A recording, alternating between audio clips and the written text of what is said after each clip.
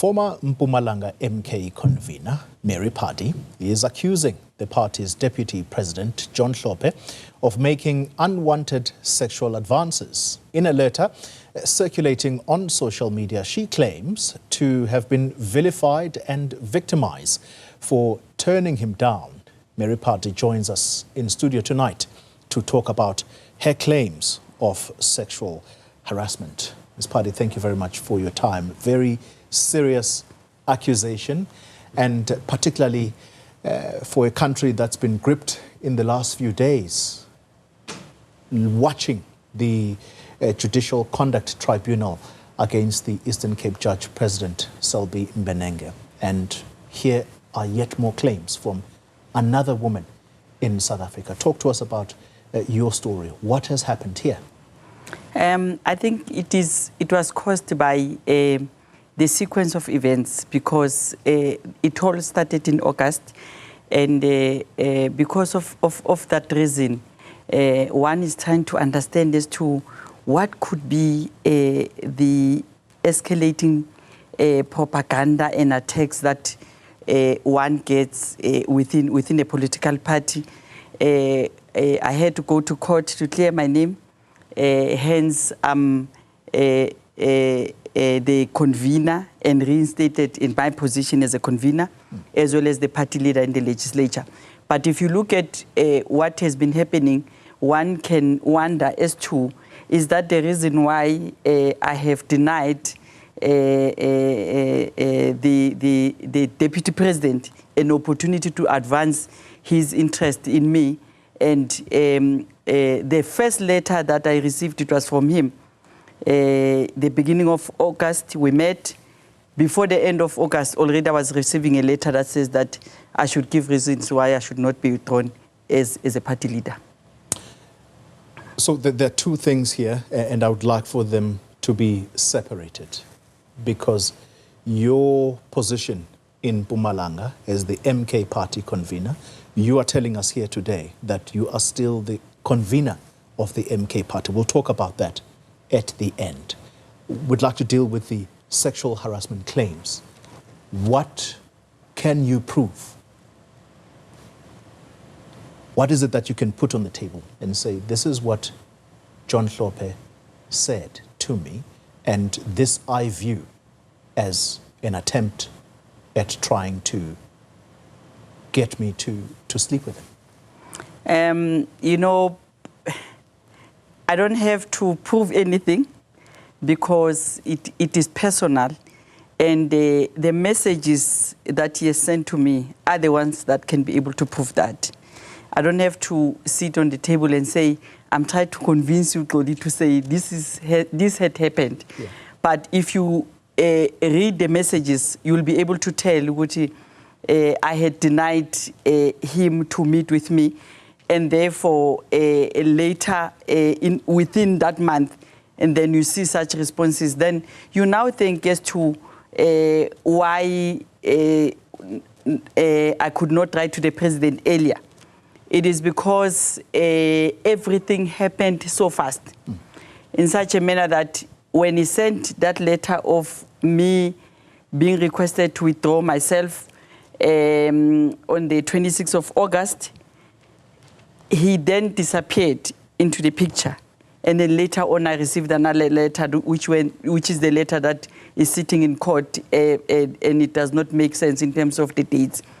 But where we are seated here is that I don't have to say it myself, but I can tell you now that messages can be able to prove that. But beyond messages... So these are messaging, these are text messages via the phone that you say you have in your possession? The information that is there, it will assist everyone to be able to be comfortable. But because it's a personal matter, I'm happy with the fact that I'm trying to find the understanding as to exactly what is happening, and therefore I don't have to prove myself to any messages. Yeah. He can even go and do a lie detector test, then we are sorted. You have raised this with the leader of the party, Jacob Zuma. What did he say? He did not respond on time. And it so happened that obviously the media will pick up such things, and we find ourselves here. But it is an internal letter that I was sending to the president to say, President, I think whatever that is happening, it is the reason behind the messages that I received, and I had denied that the deputy president the opportunity to be able to speak to me further than the way he did. Yeah. And indeed, I could tell that it did not sit well with them. You're now coming out with this publicly. If John Hlophe decides to come after you legally, are you prepared to go to court to prove your claims of sexual harassment against him? That will be much better. The reason why we took MK to court is because of the allegations and the propaganda that I've misappropriated funds in Mkhento Wesizwe. I've created internal disgruntled members, or I have created instability within the political party. We went to court. 2 lawyers have withdrawn. The 3rd lawyer has been referred to by Dr. Hlophe. And that tells me that 2 lawyers cannot say, we cannot be able to take this case. And the 3rd lawyer says, the letter coming from Dr. John Hlophe says, you need to pursue this case when they could not appeal on time. It tells you very clear that even if he goes to court, I think it will be interesting because it will assist a lot of women with the attacks that already they are sending out to say, why were you quiet? You know, why you did not report it on time? You know, people who always put in a time frame into something that is not funny. This is not funny. Women need to be able to speak out, and leaders of any organization must be able to say, hold on, why are we here? Yeah. He must be suspended with immediate effect. The way he wanted me to be suspended with allegations that do not exist, he needs to be suspended with immediate effect. Then that will tell us that Mkhonto Wesizwe is interested to make sure that everybody is fine. But what I'm saying is that for him to get the 3rd lawyer made me to realize that indeed he's up to something. Why should 2 lawyers withdraw and then the 3rd lawyer been sent by him? Your troubles within the MK party are well documented. And as you say, you've even had to go to court.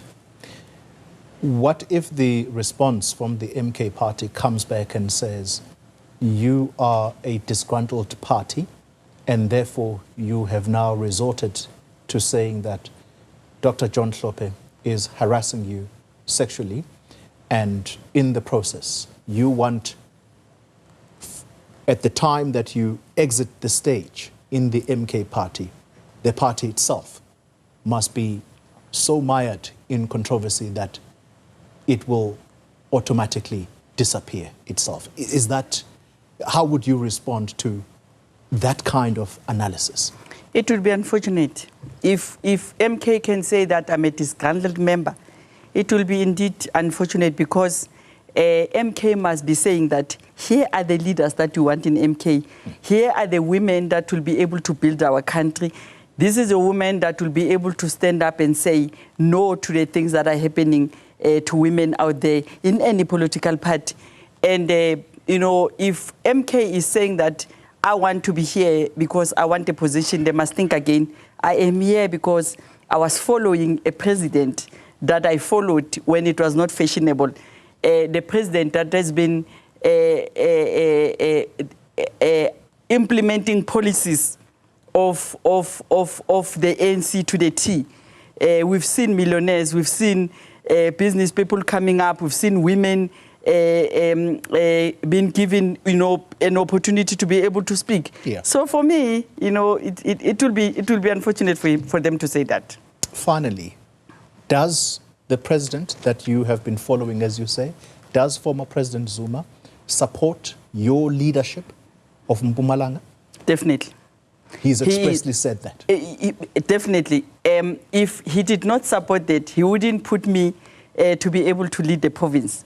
And if he's not doing that, he wouldn't be quiet when we are trying to fix what is wrong within Umkhonto weSizwe. Remember, if you've got an executive and you've got a president, there's no need for members to be able from time to time to go to the president. It is important for members to be able to respond. If I've got a clean audit with the legislature, that tells already that I cannot go to the president and say, President, by the way, I received a clean audit because I'm trying to convince the president. No, I don't have to do that. But if there's something wrong, the president will be able to say, there's a leader in Mpumalanga that is not making me happy. And at the moment, he's fully supporting me. What should the public make then of Advocate Busisiwe Mkhwebane, who also, it appears, claims to be a leader of the MK party in Mpumalanga? He was announced, and she's in contempt of court, by the way. And I'm really worried because she received a letter where she was being asked that she should not continue to confuse the ground. And at the moment, I think she must find a way of accepting the fact that processes were not followed correctly within MK. And if the court can be able to prove that, I don't see a reason why for her to be able to struggle and push herself into something that is not going to assist. If I was wrong within MK, MK could have appealed the case. And if I was wrong with Umkhonto weSizwe could have just called me in to say, follow the internal processes, but nothing has happened. And I'm still here, and I'm still the member of Umkhonto weSizwe. Mary Phadi, thank you very much for your time, and thanks indeed for joining us in studio tonight.